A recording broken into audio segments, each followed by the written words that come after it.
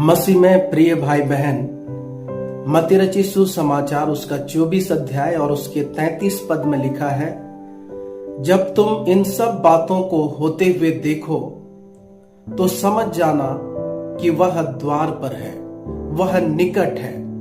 यीशु मसीह जल्द आने वाले हैं, क्योंकि ये वचन इस बात की ओर इशारा कर रहा है। जब जब उन बातों को होते हुए देखो, वो कौन सी बातें हैं जिनको देखने के बाद हमें पता चलेगा कि यीशु मसीह का आना बहुत ही निकट है। मत्ती रचित सुसमाचार उसके 24 अध्याय में आपको पता चलेगा कि यीशु मसीह ने कुछ ऐसे लिस्ट दिए और उसके विषय में बताया कि जब ये सारी चीजें होते हुए तुम देखो तो समझ जाना कि मेरा आना बहुत ही निकट है। और प्रभु यीशु मसीह ने क्या कहा? भरमाने वाले उठ खड़े होंगे, लड़ाइयों की चर्चा सुनोगे, भूकंप होंगे, भूईडोल होंगे, अकाल पड़ेंगे। और परमेश्वर के वचन में लिखा है, क्लेश आएंगे और लोग मेरे नाम के कारण तुमसे बैर करेंगे। और प्रभु का वचन कहता है कि अधर्म के बढ़ने से बहुतों का प्रेम ठंडा पड़ जाएगा।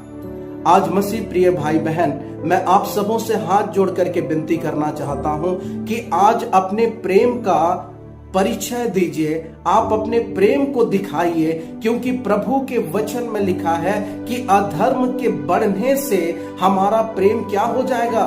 ठंडा हो जाएगा। लेकिन आज हमें ठंडा होने की आवश्यकता नहीं है, हमें ठंडापन का जीवन जीना नहीं है, बल्कि हमको प्रभु पर भरोसा रखना है और प्रभु के वचनों पर भरोसा रख करके हमें आगे बढ़ना है। आज की जो वर्तमान स्थिति है, हम देख पा रहे हैं छत्तीसगढ़ में सबसे ज्यादा सताव से होकर के मसीही भाई बहन गुजर रहे हैं। और आज मैं ये भी आपको क्लियर बताना चाहता हूं और क्लियर आपके सामने मैं करना चाहता हूं कि हो सकता है अब तक हमने इन बातों को लेकर के अड़े हुए थे कि मैं ये संस्था का हूं, मैं इस डिनोमिनेशन का हूं, मेरा ये चर्च है, मेरी ये कलीसिया है, मेरा ये शहर है, मेरा ये राज्य है। इन बातों को एक बार पीछे छोड़ दीजिए और आज केवल और केवल एक ही बात पर फोकस कीजिए कि मैं मसीह का हूं। और वचन कहता है जब हम मसीह के हो जाते हैं तो हम मसीह में भाई और बहन हो जाते हैं।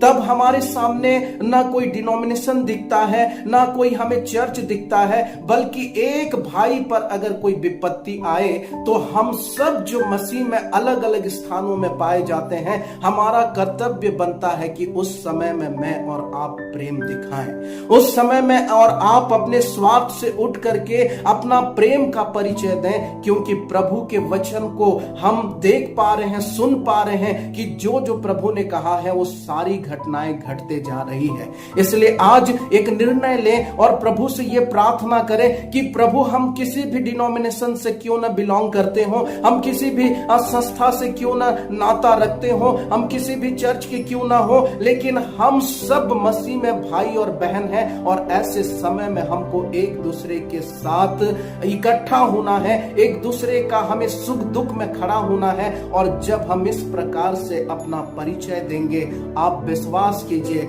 आपको और मुझे डर करके जीने की आवश्यकता नहीं है, बल्कि हमें बड़े हिम्मत और हिवाई के साथ परमेश्वर के वचन को प्रचार करने की आवश्यकता है।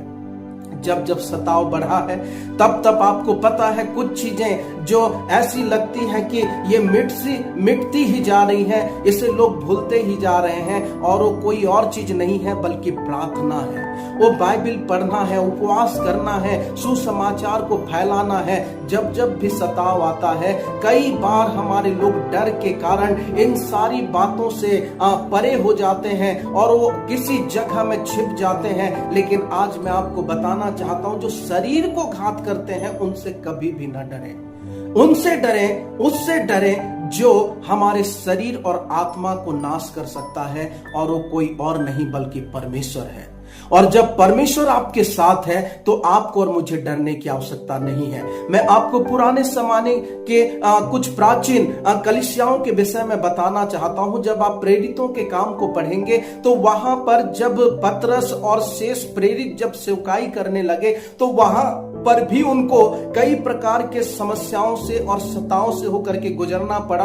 परंतु आपको पता है आज की कलीसियाओं में और उन दिनों के कलीसियाओं में जमीन और आसमान का फर्क है। उन दिनों की कलीसियाओं के साथ जब जब भी सताव होता था, जब जब भी अत्याचार होता था, उस समय की कलीसिया ये नहीं कहती थी कि मेरा पास्टर के साथ ही हम रहेंगे, हम अपने कलीसिया के साथ ही रहेंगे, हम अपने संस्था के साथ ही रहेंगे, क्योंकि ऐसी बातें आ रही थी। लेकिन प्रेरित पौलुस ने क्लियर किया कि तुम, कोई कहता है अपोलोस का हूं, कोई कहता है पौलुस का हूं, क्या मसीह बढ़ गया है?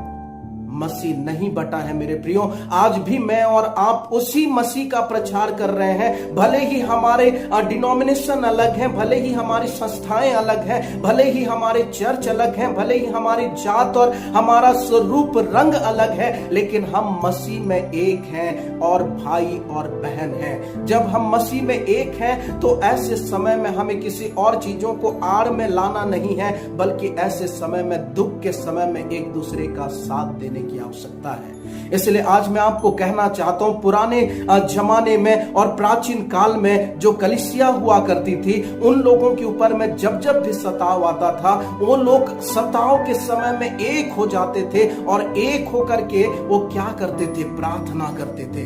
जब पतरस बंदी गृह में बंद था, कलीसिया लौ लगा करके प्रार्थना कर रही थी। जब पौलुस और सिलास बंदी गृह में बंद थे, कलीसिया लौ लगा करके प्रार्थना कर रही थी। और आपको पता है, जब कलीसिया प्रार्थना कर रही थी, जब लोग प्रार्थना कर रहे थे, तब परमेश्वर उनके जीवन में अद्भुत काम करने लगा।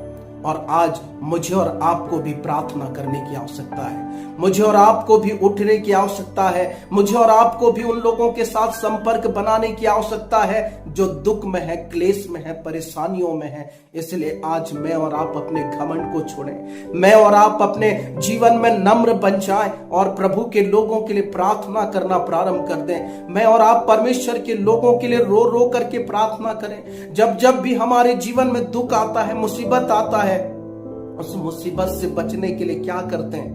हम अपने घुटने टेक देते हैं, हम अपने आंसुओं से प्रभु के पास आते हैं और प्रार्थना करते हैं। लेकिन आज जब हमारे पड़ोसी राज्य में सताव हो रहा है, जब हमारे लोगों के ऊपर में अत्याचार हो रहा है, मेरे प्रिय भाई बहन, आज हर बातों को भूल जाइए और आज केवल और केवल प्रार्थना कीजिए, प्रार्थना कीजिए। और जब तक प्रभु हमारी प्रार्थना का उत्तर ना दे, तब तक प्रार्थना कीजिए, तब तक प्रार्थना कीजिए। और जब आप प्रार्थना करेंगे, विश्वास कीजिए, प्रभु अद्भुत काम करेंगे, अद्भुत काम करेंगे। हालेलुया। परमेश्वर इन वचनों के द्वारा हम सबों को आशीष दे। God bless you.